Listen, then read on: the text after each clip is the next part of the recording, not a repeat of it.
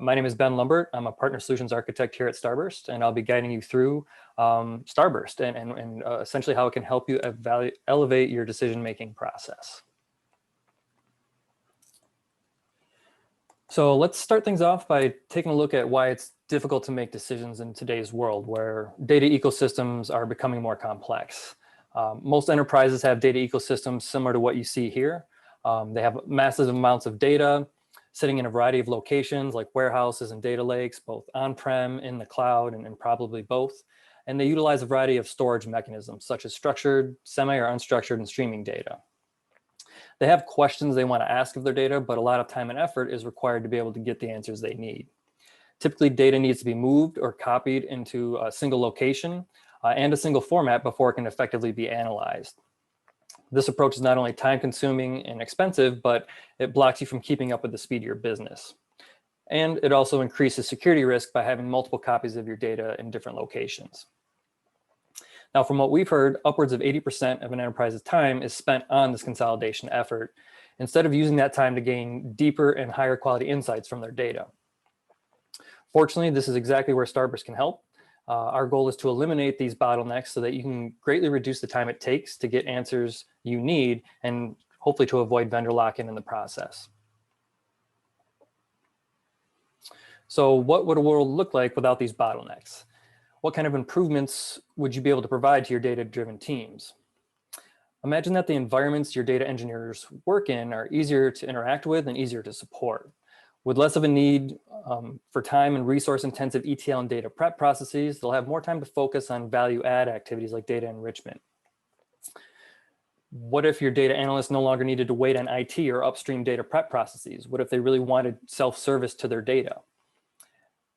What if they're able to run their analysis on all of the data available to them and provide truly comprehensive analytics? So not just confined to their little silos of data, but instead being able to hit all of the data within the ecosystem.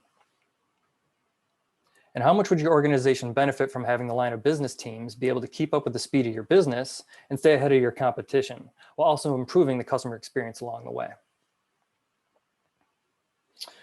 Well, a world free of these bottlenecks is exactly what Starburst was designed to provide.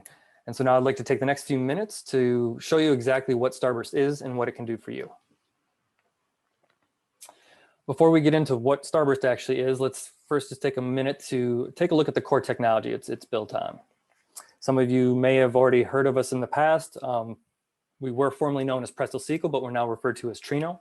And Trino is an open source project that originally started back at Facebook in 2012. Since then, it's grown into a large global community of active contributors, so people actively making advancements back to the product. At its core, it's a highly performant anti-SQL MPP query engine. With its custom-built cost-based optimizer, which we heard a little bit about in the prior session, Trino is capable of handling highly concurrent workloads and querying data volumes at enterprise scale. Since Trino is a query engine, it allows you to separate compute from storage, giving you the flexibility to scale storage and compute independently so that you don't have to worry about operating costs. You can keep them low, essentially, only paying for the compute that you need. It also gives you the flexibility to reduce or even eliminate those time-consuming and expensive ETL and data integration processes by allowing you to query the data where it lives without having to move it or copy it into another location first. This means that you can truly run SQL on anything within your ecosystem. Having this flexibility at your disposal means you no longer have to worry about vendor lock-in. Regardless of what Hadoop distribution you're using, what storage mechanism, what cloud you're in, Trino allows you to stay connected to your data. So that's a little bit of an understanding of what Trino is. I want to take the next few minutes here to talk about what Starburst Enterprise Trino brings to the table above and beyond the open source offering. While Trino and Starburst share the same open source query engine and cost-based optimizer, both of which deliver lightning fast performance for those highly concurrent workloads against large amounts of data, Starburst is constantly working on improving the cost-based optimizer with enhancements like extending the number of sources that we actually support caching for so that you can get the most out of your Trino cluster. Starburst gives you access to the same library of pre-built connectors that you would find with Trino, but we also give you access to connectors not available through the open source offering, like our Delta Lake connector. And additionally, we even extend the value of some of those connectors, making them truly enterprise ready. For example, we've added parallelism to things like the Snowflake, the Teradata, and the Oracle connectors so that you can actually stream data back even faster into your Starburst cluster and process it quickly. When it comes to security, Starburst brings to the table key features that are not yet available in Trino and probably won't be for some time. Starburst integrates with your favorite authentication mechanisms, so Kerberos, LDAP, Active Directory, and several others, to ensure that only authorized users are able to access the data. We also integrate with Ranger, which allows you to set up role-based access controls all the way down to the column level so that users are only able to see the data they're allowed to see. With the ability to encrypt and mask data, as well as create an audit trail of who's accessing the data, we also make it easy for you to adhere to any governance policies you may have in place. As far as managing your Trino clusters, we want to make that easier for you as well. So we provide several utilities to make it simple to configure, to manage, stand up your clusters, and to monitor them as well. We have features like auto scaling with graceful shutdown and high availability, which you won't find in the open source, so you can ensure that your cluster is running smoothly. We also provide numerous deployment options, so all of the major clouds that you see here, like AWS, GCP, and Azure, as well as on Red Hat and a few others, so that you can deploy anywhere you see fit. And then last of all, we wouldn't be a true enterprise-grade solution if we didn't provide enterprise-grade support. We have the largest team of Trino experts in the world, working here in-house and actively contributing back to the open source product. We also ensure that we release fully tested, stable releases on a regular cadence. And if there's any hot fixes or security patches needed along the way, we'll release those to you as well. And at the very end of the day, what it all comes down to is being able to have somebody to call should you run into any issues. So not having to worry about going to the online communities to find answers there. You actually have someone to contact 24/7, 365 in case you run into any snags along the way. So in order to really see the value that Starburst can bring to your organization, we encourage you to shift, to have a small shift in your mindset from how we typically think about accessing data. Instead of thinking about it in the traditional way where you try to consolidate all of your data into a single location, which essentially provides a single source of truth, why not leave the data where it is and provide a single point of access over that data instead? With a single point of access, your data consumers don't have to wait for the data to be copied and moved into a single location, again, which can be time consuming and expensive, before they can run their analysis. Instead, they run their analysis across all of the data, no matter where it lives, and they can do so in an extremely performant way. All they need to do is connect to Starburst, and Starburst will take care of the rest. This single point of access removes the bottlenecks we just talked about so that you can get fast, reliable access to your data. And from what we've seen, Starburst is the best option available out there for you to provide this single point of access and help enable your consumers to be truly self-service. Again, we're able to do this because we're an ANSI SQL compliant engine. Now, the ANSI SQL compliant part of that is important because that's really where it provides minimal disruption to your analysts. They're essentially able to use a language they're already familiar with and the tools they're already using to connect to Starburst and run their analysis. With the MPP part of the architecture, we're able to support those highly concurrent workloads against large amounts of data. And with the global security features we just touched on, like role-based access controls, data encryption, and data masking, we're able to secure your data and make sure that people are only getting access to what they should be able to see. And then finally here, we're always building to that kind of built library of connectors to ensure that as new data sources come into your ecosystem, that you'll also be able to connect to those through Starburst, so you're not leaving anything off the table there.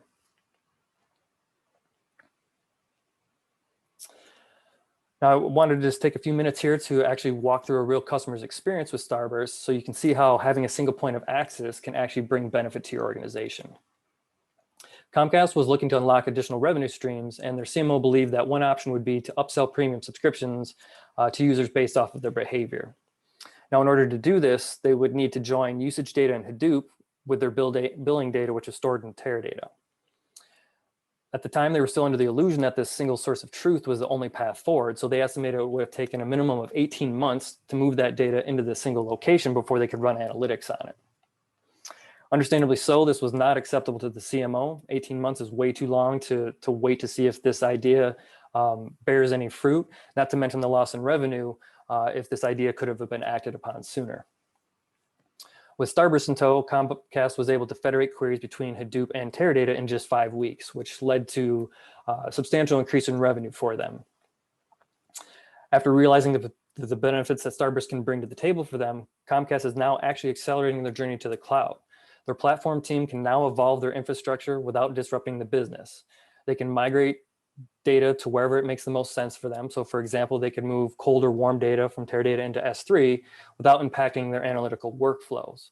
That's because the analysts simply connect to Starburst to consume their data, to write their queries and ask their questions. And they no longer have to worry about if the data is in S3 or Teradata or elsewhere. Again, they're just connecting to that single location and then asking their questions. Comcast is also a good example of how we see our customers as partners. They've been instrumental in helping us deliver enhancements like our Delta Lake connector that I mentioned, as well as adding parallel support for some of our connectors like Teradata. This helps us ensure we're delivering the innovations that the business actually needs and not just what we think they need. Comcast, of course, is not the only customer getting a great deal of value out of Starburst. Here's a few other customer journeys that I wanted to share with you just quickly here. No matter where you're at in your data organization, Starburst can bring value to the table for you. Here on the left, we got organizations who are looking to get more out of their data lake.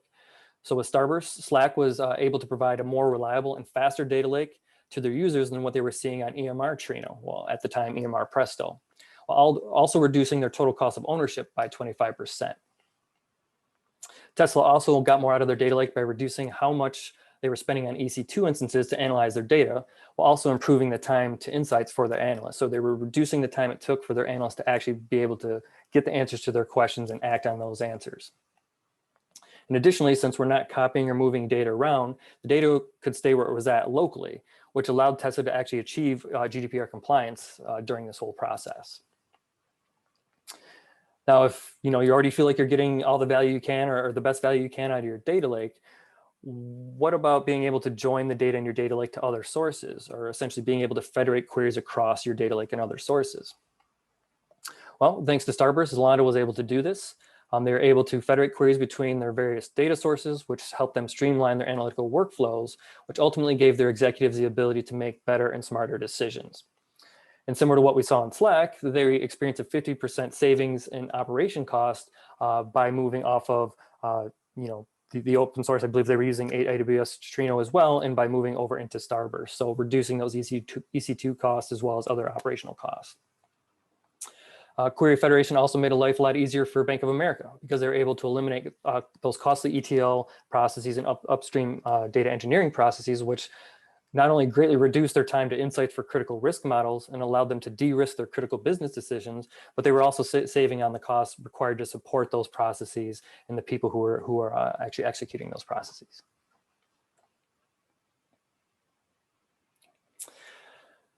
So, the reasons why we see organizations choosing Starburst is really quite simple. Starburst processes data at scale with the performance enterprises need to stay competitive, all without having to move or copy the data around. So saving you time on making the data available to your users. We've shown large enterprise customers that we're the fastest query engine out there in regards to hitting your data lake and getting the data out of there for you, as well as federating across multiple sources. And we have the security features that you need to ensure that your data is protected.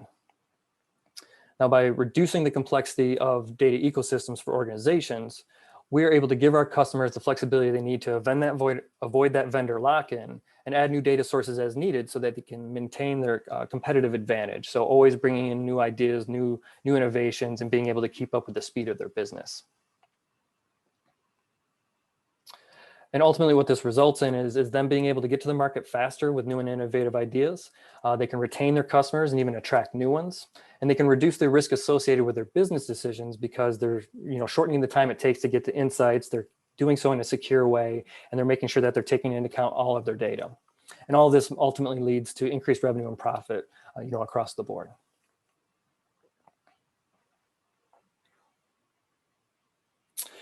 So that's a little bit about Starburst and what we are and what we can do for you. Before we hop into the demo here, I want to actually set things up a little bit for you by going through a little bit more of the architecture so you can see what's actually going on under the covers. And then hopefully it'll make sense a little bit more as we get into the demo and actually start interacting with Starburst.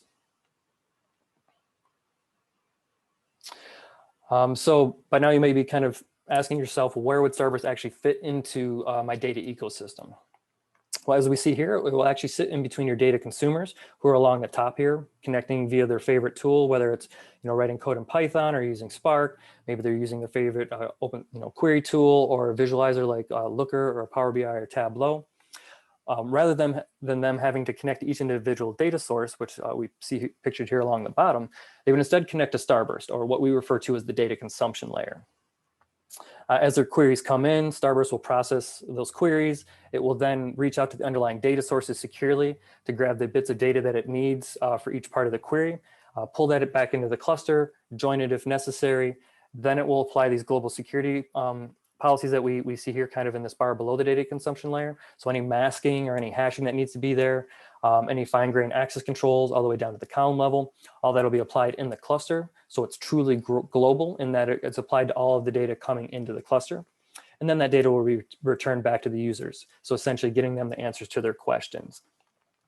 And as data moves in between locations or different sources, so maybe you're moving into the cloud, maybe you're moving into the data lake or out of a data lake, the analysts don't really have to change the connections that they're making through their actual consumption tools up here. Again, they're just connecting to Starburst. It shows up as a single data source for them. They can write federated queries through that, and Starburst worries about actually connecting to the data where it lives and pulling it back for processing. Here we have a look at what an actual very simple a very simple cluster running Trino.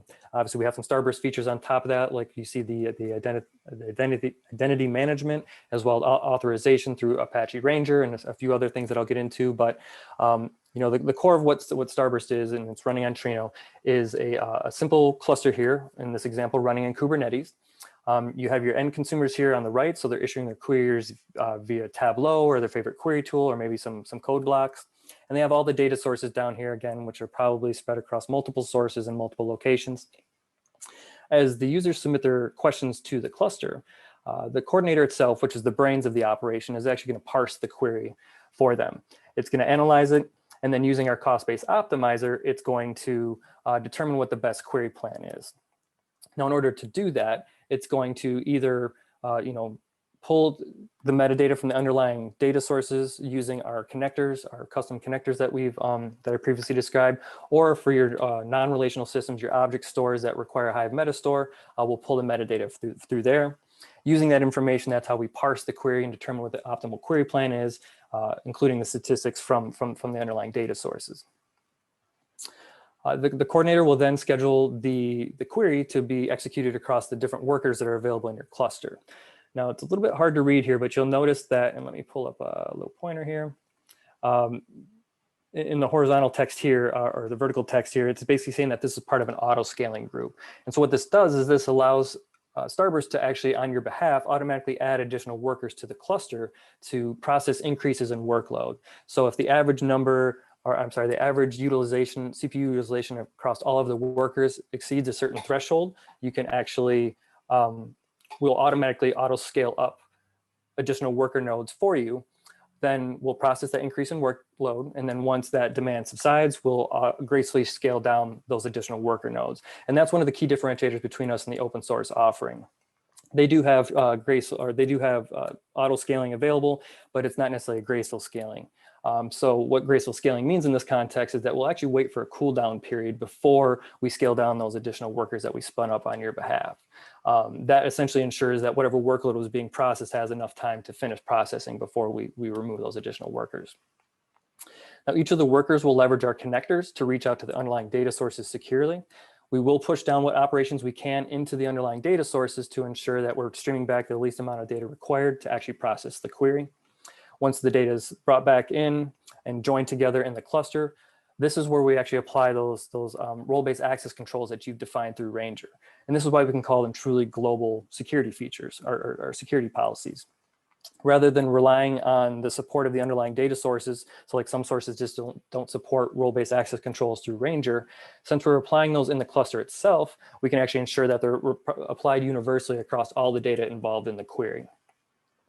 Then from there, the data is returned back to the coordinator, which is then streamed back to the users, in their favorite consumption tool that we see here on the right.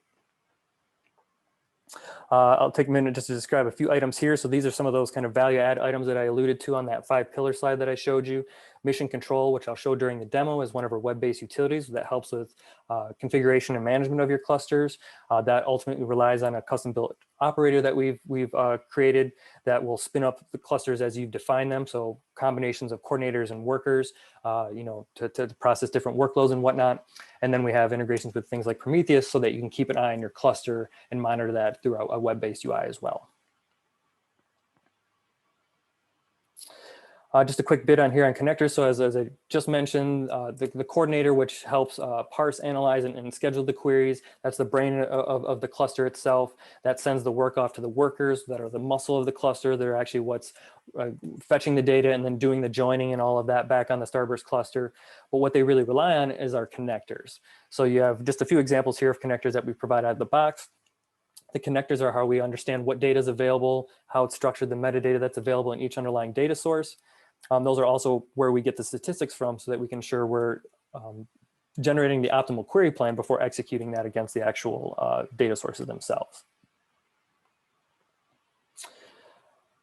So I kind of already covered the first point here. As I mentioned, as we were walking through the actual architecture itself, we do try to push down what filtering we can into the underlying data sources. That's just one of the improvements or advancements that we're trying to do more in the cost-based optimizer itself. So again, it's kind of streamlining the amount of data that's actually coming back from the data sources. So saving you on costs in that regard, and then making sure that the cluster is able to process only the data it needs and get those answers back quickly to your users. We can provide as a follow-up, our full list of connectors. We're over 40 plus connectors in our library now, but a few I wanted to highlight that are specific to us and some of the advancements that we've made on those fronts. So as I mentioned before, Snowflake, Teradata, and Oracle, we have parallel connectors for those data sources, which means that instead of having just one worker in your cluster be able to reach out to that data source to stream data back, we can actually engage multiple workers to do that. So that further streamlines the whole retrieval process for those particular data sources. We also provide a Delta Lake connector, which is proprietary to us, as well as a generic JDBC connector, which means that if we don't yet have a pre-built connector for the data source in question, you will probably be able to at least get some basic connectivity through the generic JDBC. So you might not have all the latest and greatest advancements in the cost-based optimizer, like aggregate pushdowns and things like that, but you'll still be able to query the data source and federate that with the other data sources in your cluster. And then the last bit here before we hop over to the demo, another differentiator for us is giving you more options for connecting to your Starburst cluster. So up until now, the connectors are really talking about connecting from your Starburst cluster out to the underlying data sources. This slide here is really just covering what you can use to connect to Starburst to consume the data from it. So both open source and Starburst have a JDBC driver for you to use. But we actually have an ODBC driver as well, which is not available through the open source, allowing you to connect some additional tools that maybe don't support JDBC, so Power BI or even Excel, should the case be. And ultimately, the goal here is to make sure that, again, things are minimally disruptive to your analysts as they start to use Starburst. We want them to be able to use their tools of choice today to continue to use those tomorrow after they've started to work with Starburst. So now the fun part, hopping over to a demonstration. I'm going to show a couple different parts here. The first few parts I want to show you are some of those web-based utilities that I was talking about for helping you configure and maintain your clusters, as well as a monitoring tool, which allows you to keep an eye on what's happening in your cluster and get access to the query history. From there, I'll then head over to my favorite open source query tool, dbeaver. You could, of course, use any query tool that you choose, just to show you what it's like to actually connect to Starburst and run a few queries against that. And then from there, we'll finish things up with a quick look at what this would show up for users in an interface like Tableau. So Mission Control is a web-based utility. It gives you basically two main things to interact with in regards to your actual Starburst instance. The first is data sources. So, looks like we already timed out.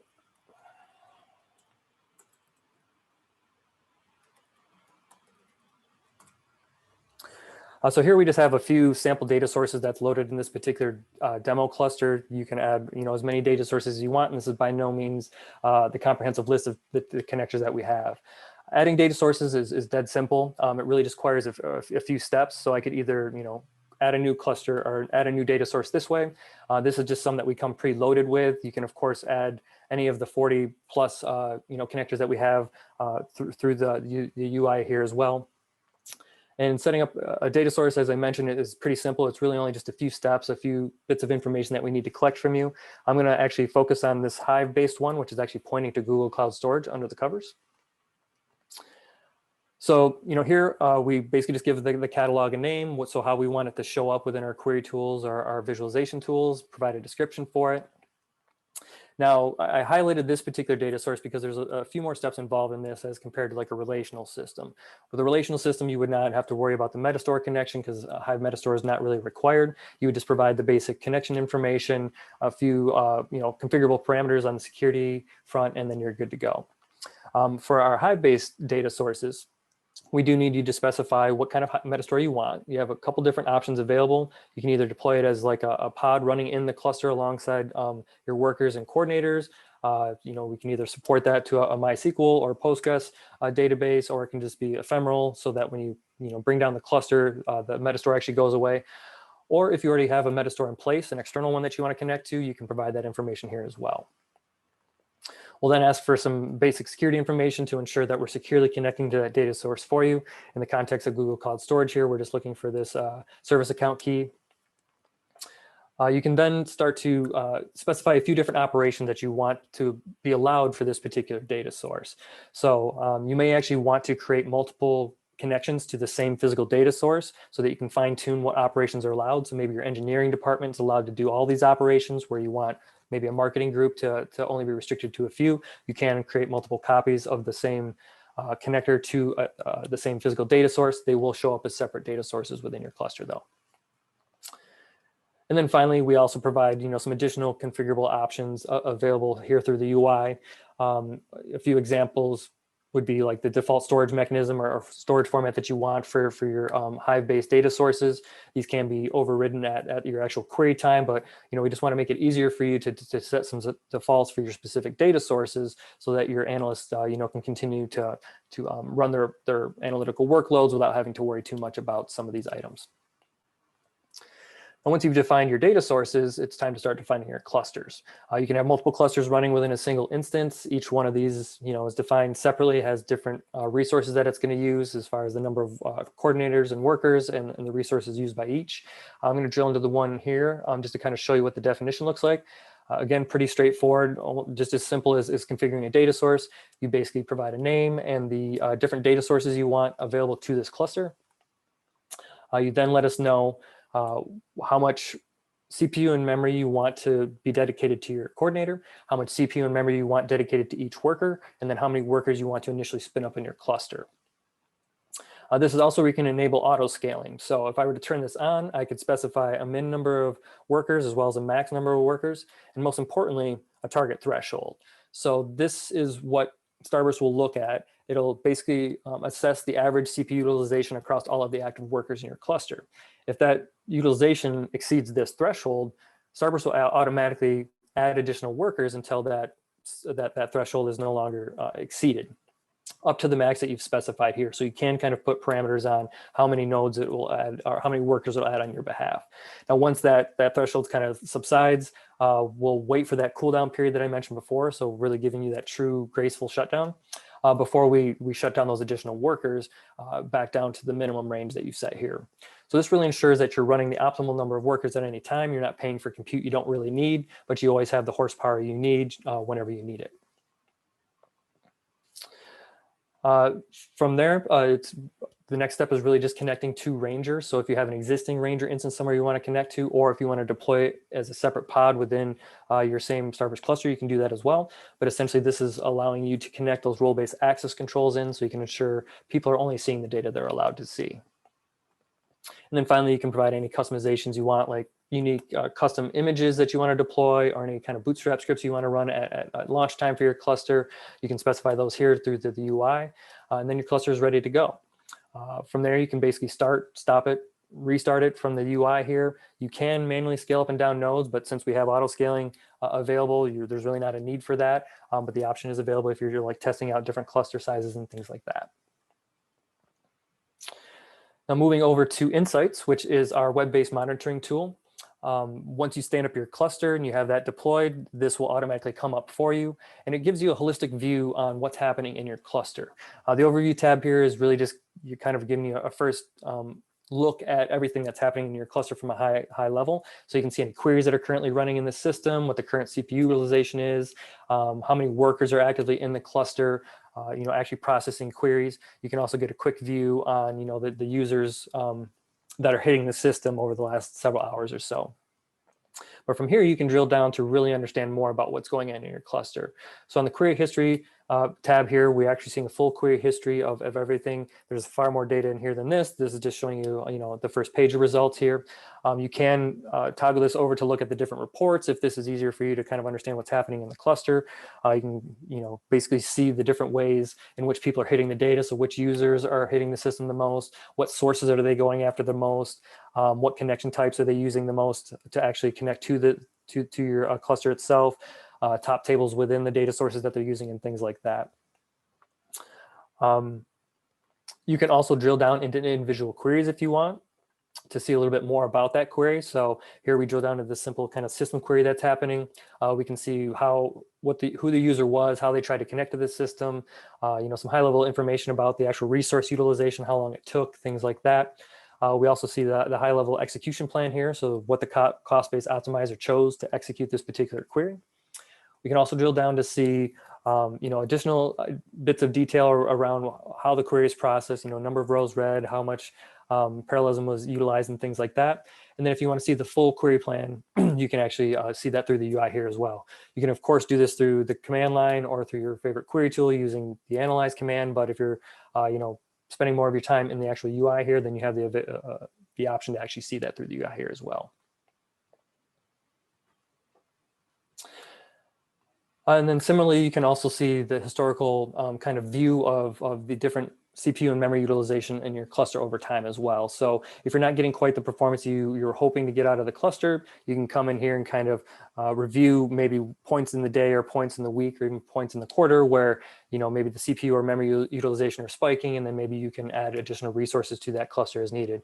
And that's the beauty of Starburst, is that it's easy to add additional nodes to each cluster. It's easy to scale up the amount of CPU and memory use for each cluster. It can all be easily done through the UI that I just showed you. So that you can ensure that you're not waiting weeks or months for the kind of performance to turn around. You can actually do that fairly quickly. So we'll just spend the next few minutes here actually looking at what it's like to connect to Starburst. And I want to make sure we have enough time for Q&A here at the end. So I'll kind of speed through this part here. I won't give you the long story, so to speak. This is dbeaver, which is an open source query tool. You could use any tool that supports JDBC or ODBC, any visualization tool or data consumption tool. And what we have here on the left is actually 3 different users connected to the same physical Starburst cluster. And I'm highlighting multiple users because I wanted to quickly show where those role-based access controls are actually coming into play here. So just for the sake of the story, let's say that we have 2 different user groups trying to hit this particular Starburst cluster, one from engineering with unrestricted access and one from marketing with restricted access. Just drilling down to a single level, we can already see where some of those role-based access controls are in play. What we have here is all the different, what we call catalogs. So these are connections to those underlying physical data sources that this cluster is connected to. The engineering group is able to see all of the data sources, so BigQuery, Elasticsearch, Hive, which is actually pointing to GCS, MySQL, Postgres, whereas the marketing group is only able to see a subset of those data sources.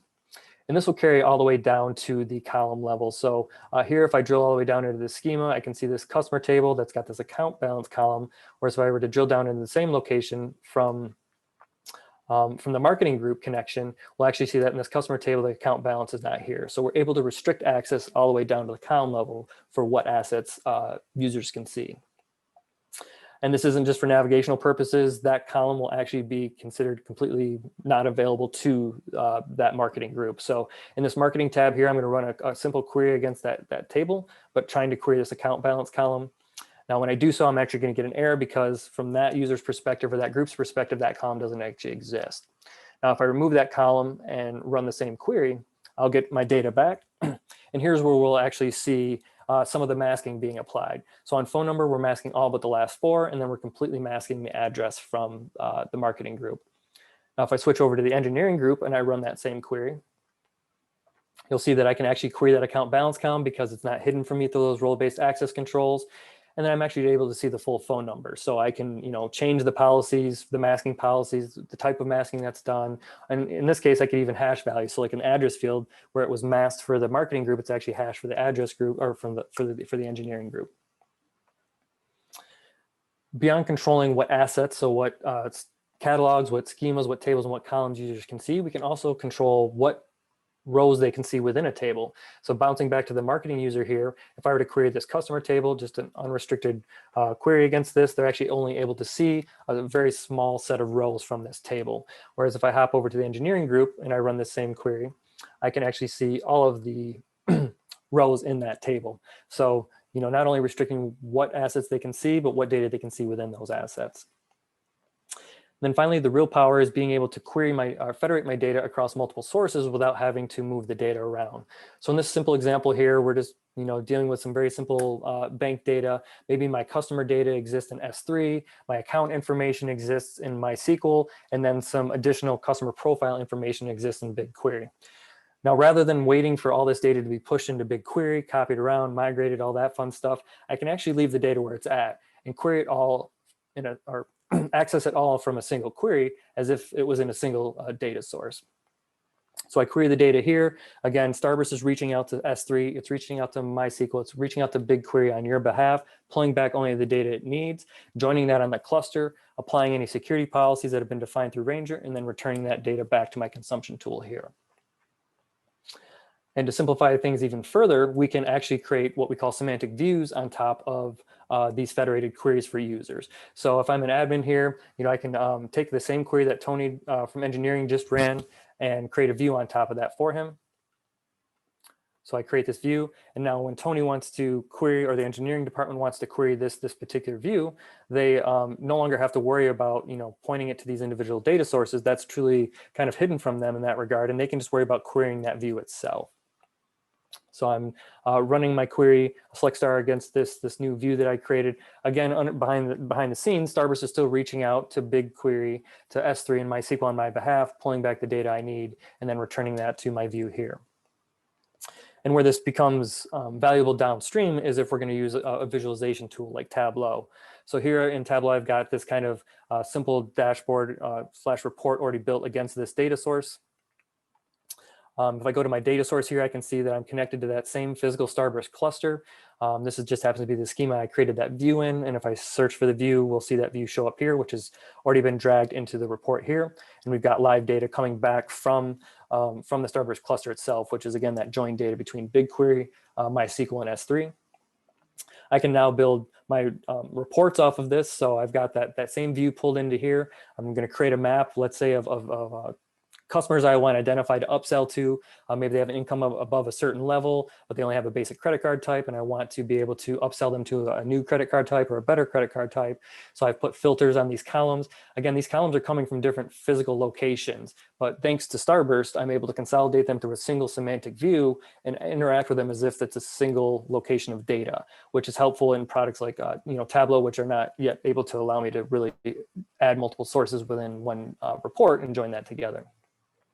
And then, I'm making sure that it's grouped by state and just giving me a distinct count for each state of the number of users I want to target.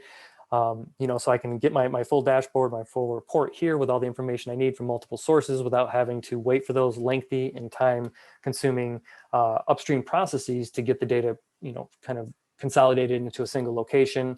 Again, which takes time and money and really delays me from getting the answers to my questions that I need. So with that, looks like I nailed it right on the 5:40 mark. That is all I wanted to show today. Hopefully you found that useful. And now I'd like to open the floor to any questions the group may have. I saw many come in. I just haven't seen what they actually are yet. Yeah, a lot of chatter was going on in the background. That was awesome, Benjamin. So I have a question. Yep. We're getting this like single pane of glass view of data that has been incredibly hard to bring together for eons. Is there ever a scenario, are you starting to see any kind of budding scenarios where I might want to persist that result set as opposed to generating the result set every time I fire off the queries. Yeah, absolutely. Depending on, the data source and how much data you're talking about, there is the option to persist. We do support that. Now, it won't actually persist into the Starburst cluster itself. We do support caching, which is an enableable feature. You can turn it on or turn it off and kind of dictate how much you want to cache, but not necessarily yet where, what exactly you're caching. But to kind of keep the security folks happy, we don't actually store the data for the most part on our cluster. What you can do through Starburst is actually, and I could take you back to an environment here, I would say that half of these data sources in this demo environment were actually populated using that exact method. So, when you first deploy a Starburst cluster, we actually give you the TPCH data for free, so you at least have some sample data to load. But we actually moved this into all these additional data sources using Starburst. So we clone this data, so to speak, and put it in S3. We did that through Starburst. We could put it in other storage as well. And then for some of these data sources, we support write back. So, we give you the flexibility to be able to write that data to a location that makes sense for you if you do want that faster response time and not have to hit the view every time. Yeah, because when I think about the repeatable analytic workloads that start to evolve over time, after I go through exploration and innovation, it's like I'm onto something. Let's institutionalize it. Can I persist this result set? And can I start to do change data capture over the top of it? And, I know I'm introducing old data warehouse kind of thought processes, but are those options available for people as they transform their head, like I'm trying to do? Yeah, absolutely. And I think we can definitely help them as they kind of work their way through that transition as well, right? So if they need to persist the data here somewhere, we can definitely do that. I guess the one thing to be mindful of, organizations will want to make sure that as they start to do that, it's kind of a blessing and a curse to have access to all of these data sources, right? You want to be mindful that maybe originally Hive was pointing to GCS, which had a very specific type of data. And now it's going to start housing more data because it's cheaper storage. And through the power of Starburst, we can actually, persist those data sets that we want there, those kind of interactive or exploratory data sets. That's where it would take making sure that you have an educated user population, that they're aware that all the new possibilities that this brings to the table, that they're also mindful of that as well, right? So it's like you have keys to the candy store, but you don't want to eat too much candy first, or else you get a bellyache. So you want to make sure that you're being mindful of where you store things. I do love candy. Francesco's got a question. How about connecting to JSON 3 documents in S3 buckets? Can you do that? JSON 3, I don't know about JSON 3 specifically. JSON, yes, we do support reading from those file formats. We support a reading from a variety of file formats in S3, as well as the other cloud storage mechanisms. But I would have to specifically look up that. No, let me clarify my question. JSON documents, for example, that are in S3 buckets is what I meant. Oh, sorry. Yes, we do support that. You can also write in that format as well. So as we kind of briefly saw on that UI here, let me pull this back up. Not only can you, basically every one of the formats that we allow you to write to, we can also read from. So let me go back here. So we've got ORC, Parquet, Avro, JSON, text, CSV, and we're trying to add more as time progresses. And are you supporting and or using REST APIs, RESTful APIs? We do in certain parts of the architecture. So we're leveraging some data APIs to actually get the metadata from the underlying sources and understand what they are. I believe there are some ways to interact with the cluster and whatnot through the APIs, but as far as the actual data consumption right now, I don't believe we have those yet rolled out. Okay, all righty, cool. And then a question from Adam. What data types are the final results rendered in? So they, Starburst is ANSI SQL compliant, ANSI SQL 92 compliant with some extensions of our own. So we basically recognize and return the results in the same data sets or data types that you would experience with the ANSI SQL compliant engines. And then the advancements that we make, are around like windowing functions and aggregations and things like that. But all your favorites, like basically whatever we're pulling back in from the source, however we're translating that to process it, we'll give you the equivalent, which is usually a one-for-one mapping, but it will vary by source. Yeah, so some of the source databases have some non-ANSI SQL compliant. Right. What do you do with those? You know, because Teradata's got a couple unique ones and et cetera. Right. Well, we'll basically try to convert those to the most equivalent, ANSI SQL version that we can. And if there isn't, I believe we just pull them in as basically open fields or varchars at that point. But I could find more details for you on exactly, if people have questions about specific ones, I could always track those down. But, essentially it'll vary by data source, I believe. Okay. Right. So if is Tableau a source you can connect to? It's a data consumption layer that we can connect to, or not we're the data consumption layer. It's a data consumer that can connect to us, but we don't yet connect to Tableau to consume data from like, what it's extracted for its different workbooks on server, things like that. Okay. Right now it's a one direction integration. Because Francesco had a question around, is there a way to somewhere to see the SQL generated by Tableau? Yeah, that should come through. I wouldn't be able to show it very easily through here simply because we've already seen, I ran this same view query multiple times, but we should be able to see that through here.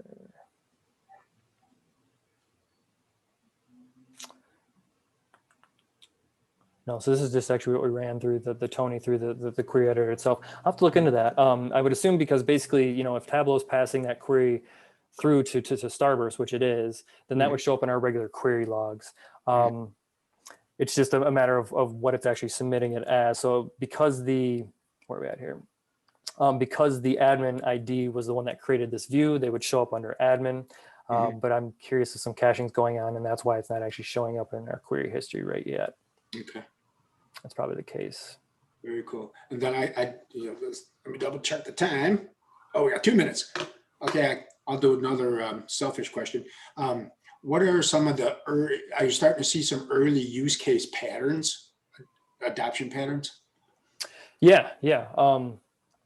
So first and foremost, I think people trying to get the most value out of their data lakes, getting more value out of their data lakes, as we briefly covered in the overview, is a strong one. So they're saying, well, I've got this data lake, but I'm still having to shift data around within there, or I'm not able to connect everything I need to that, or I can't federate to other data sources. So we're able to really help streamline the access for users or for customers as they're trying to get more lift out of their data lake. Also helping with cloud migration. So as the data is moving from, let's say on-prem to in the cloud, like we kind of saw with Comcast, by giving the analyst that single point of access to connect to, they no longer really have to wait to run their stuff as it's being shifted from one location to another. They don't have to keep on checking with the data engineers. Well, is all the data in S3 yet, or is all of it in Snowflake yet? How much is here? How much is there? They just connect to Starburst and they just run their same queries. And if we're creating those semantic views on top for them, then they really don't need to know where the data is at. I mean, they can if they want, but it's really just the DBAs or whoever updating those view definitions as the data is migrated. But the consumers are just writing their simple SQL against that as if it was all still in S3 or in Snowflake. So cloud migration we can definitely help with. And then, comprehensive BI. So as we kind of saw in Tableau, being able to hit those semantic views, you're no longer limited by that particular visualization tool and what it can or can't do in regards to federating queries. Starburst does all that work for you. So if you have that semantic layer, you're opening up the inclusiveness of your kind of BI reporting and dashboarding. And then lastly, I would say data discovery, interactive analytics. So while Databricks is great for its machine learning and its data science type workloads, and Snowflake is also great for lightning fast sub-second queries against certain workloads. We kind of sit in the middle and we can help with both of those, right? So we can do that more interactive analysis, not large, long running batch jobs like Databricks, not millisecond response time necessarily on those other little small bits of analytics you're doing in Snowflake, but instead more comprehensive data discovery. Like I want to be able to join data from multiple locations, relational, non-relational streaming data, but I don't want to spend the time or money to put that into a Snowflake or Databricks, or there's limitations where I couldn't do that. So you can be more interactive and really explore your data because we're connecting you to all of it. Yeah, excellent. Yeah, that kind of reinforces an observation. I believe that Anna had provided that this could be a great tool to kind of enable, I'm in the midst of transformation and I can insulate the disruption while I'm going through a transformation. Yeah, exactly. In essence. I like that, insulate the disruption. I'm gonna use that if that's all right. Well, you can use that. You can use it You can use, if you hate it, automate it too. I like that. All right, we've got a couple more that are flown in while we're talking.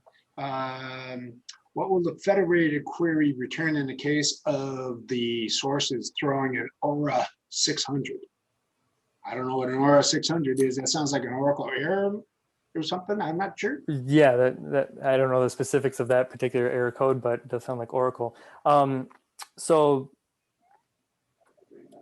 I understand the question properly, I guess if you're just hitting a query directly against, let me think about that. I'm wondering, hey, Alexa, I'm wondering if we could take Peter off of mute and he can clarify his question. P-I-O-T-R. Yep. Thank you. And I think we can probably take everyone off mute for that matter. They Yeah. can mute themselves back. Mhm. So this is Piotr. Can you hear me, please? Yes, we sure can. Okay, so thank you, Mike, for the pronunciation. This is Piotr, actually. And the question is truly related to the potential error that can be thrown during the query execution by Oracle engine. So the question was about the federated query when you are trying to join the sources like something from cloud, maybe something from Snowflake and Oracle, and one of the sources, in this case, probably Oracle, throws the error. So what goes as an output? Well, it depends on the error. So is the 600 error Yeah, like a syntax this thing? is the or? total crash. Oh, okay. That's why I was curious about the specific error, because you know, the SQL that you're writing against Starburst is going to be ANSI SQL compliant and has to kind of fit into those parameters or whatever the case may be. And then our connectors will actually take care of issuing the compliant version of the query or part of the query that needs to go out to the Oracle and get the data back. So you probably wouldn't see an error in that. But then, as you said, there are other errors like a total system error that would result. So that would actually trickle back up into Starburst as a more generic error. So you probably wouldn't get the Aura 600. Now you could find that by going out to the cluster, looking at the workers. You could look at the log files, and those will, you know, spit out that error, basically telling you what happened and that it's coming from the Oracle connection, and then you could troubleshoot from there. But in the query tool itself, you would actually see more of a generic error like that data source is unavailable. I've seen that before when connecting to other data sources. It would say like, you know, S3 not available right now, and that was actually just basically because something behind the scenes, the connection wasn't working with S3. So. Short answer is you'll see a more generic like data source not available, but then through investigating the query logs, you can actually track down what the error is, what source it's coming from, what the actual error is coming from the source, and then troubleshoot from there. So Yeah, it won't give fair you a enough. partial. Thank you. It won't give you a partial result set. I believe if any part of the query fails, then it won't give you a partial result set, because we want there to be some consistency there and some continuity, basically. So the whole thing would error out if any of the data sources involved is not able to return. Did that answer your question, Peter? Yeah, thank you so much. Yeah, thank you. Thank you for your Thank you. And question. I'd like to say thank you for the cartoons. Adam, you had a set of questions. Would you like to ask them directly? Sure. Thank you. Can you hear me okay? Yes. we can. Okay, great. So I'm wondering, I'm looking at the presentation, what you went through, and looks like, if I'm not mistaken, all the connections to external data sources is through JDBC or ODBC. First of all, is that correct? We'll connect out to sources via JDBC. The connections that you do to Starburst from a consumption tool can be through JDBC or ODBC, but the majority of our connections, I believe, from the actual Starburst out to the data sources is via JDBC. Okay, so then I'm wondering, I've had quite a bit of experience and with JDBC, and it seems like it doesn't perform well when you're dealing with large data sets. Trying to get to large data sets from external data sources through JDBC. I'm wondering, is that something you've experienced with Starburst, or do you have a solution for it?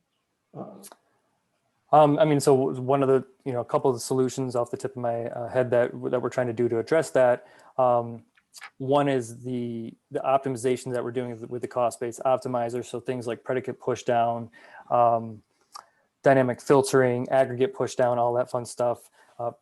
Trying to basically minimize the amount of data that we have to pull back across the wire from each underlying data source. So limiting the amount of, stress or burden that we're putting on that JDBC connection, because you're right, that's definitely been a thing over history where the JDBCs maybe don't perform as well against that. But from what we've seen, we're deploying with very large scale customers, Comcast being one of them, Slack, Nike. This all originally started at Facebook when they were trying to, they weren't happy with the performance of Hive and they wanted to get more lift out of that. So even against large scale amounts of data, we've seen pretty great results, as far as response times. Now, would we be as fast as you hitting that data source directly? No, that's not a good use case for Starburst, writing a query against a single data source. We more so come into play when you're talking about connecting multiple data sources, federating across everything in your ecosystem. Right. And so there's just going to be inherent limitations to that, I guess. Right. Thank you. That's the answer I was looking for. And I'm wondering, is there a limit? I mean, can you tell us the limit? What's the largest data set that, Starburst would start having issues with? Is it in millions of rows? Is it in billions of rows? Is it, is there a limit that you can think of that you guys have come across? I'm sure there is. I haven't been here too long and I haven't found it yet, but there'd be like hardware and physics limits, of course. Okay. But again, we've seen workloads against petabytes of data being able to be processed, and we're talking clusters that have like 750 nodes running in it and things like that. So large data sets, large amounts of rows, and more importantly, large highly concurrent workloads as well. So a lot of users hitting the system. And as long as you have the right compute, since we scale out horizontally, you should be able to process most of what you throw at it. Yeah. Okay. So that makes sense. If you're gonna have multiple connections going across, those pods that you've got running in K8s, then yeah, that would potentially, as long as the system is able to handle it, the underlying external source is able to respond, then that should potentially alleviate some of these issues. Yeah, exactly. All right. Thank you. Thank you so much. Yeah. Thank you. Francesco, our dear friend, offered up maybe Apache Arrow as an alternative. That's a bad word around here. No, just joking. Apache Arrow's got its things for sure. I believe one of our competitors is leveraging that, so we don't speak too much about Arrow here. You'll have to create your own IP. Yep, there you go. All right. He also threw out Dremio. Yeah, that's. I think that the Dremio leverages. No, they were leveraging Drill and Arrow, I think. And then since Drill's being deprecated, they've kind of backed off of that. But Dremio also has its advantages. Just test it out against scale.